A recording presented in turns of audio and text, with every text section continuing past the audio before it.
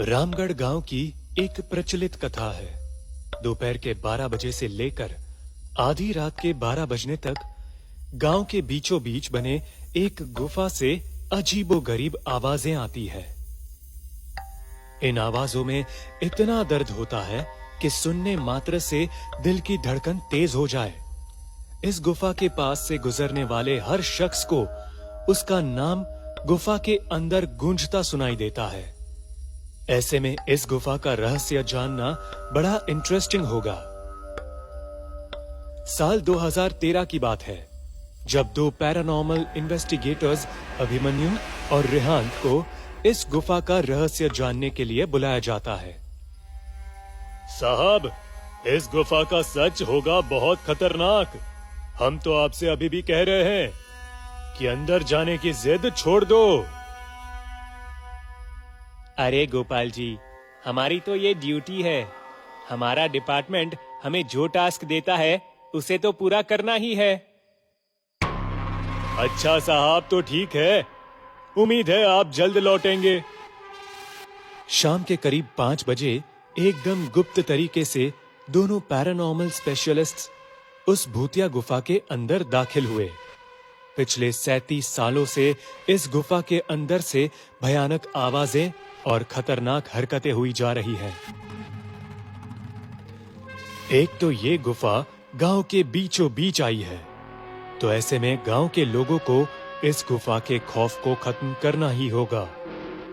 और ये तभी खत्म होगा जब अंदर से ये खौफनाक आवाजें और खतरनाक आकर्षण खत्म होगा। अभिमन्यु और रिहांत के अंदर दाखिल होते ही गुफा में उनके नाम के गुस्सैल आवाज गूंजने लगे। चला जा यहाँ से, मरेंगे दोनों। तुम लोग इस दर्द की दुनिया से बाहर निकल जाओ। अभिमन्यु और रिहांत, मौत की तारीख आज रात 12 बजे।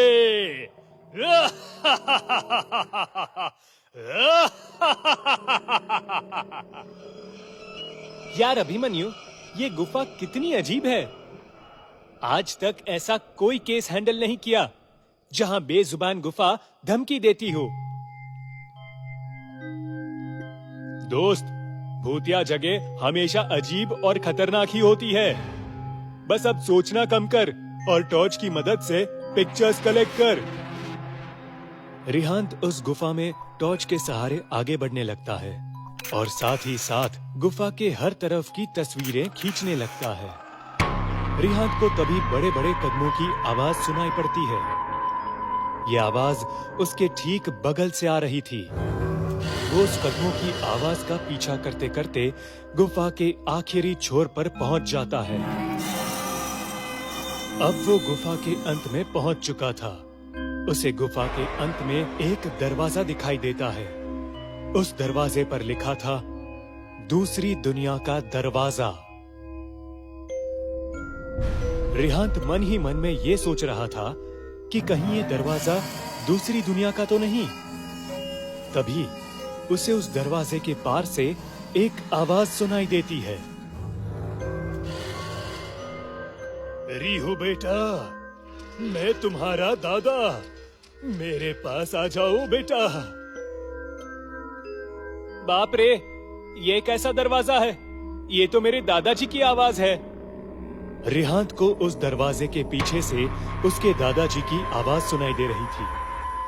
वो सुनकर रिहांत खुश और इमोशनल दोनों था। इसी इमोशन में वो एक गलती करने जा रहा था।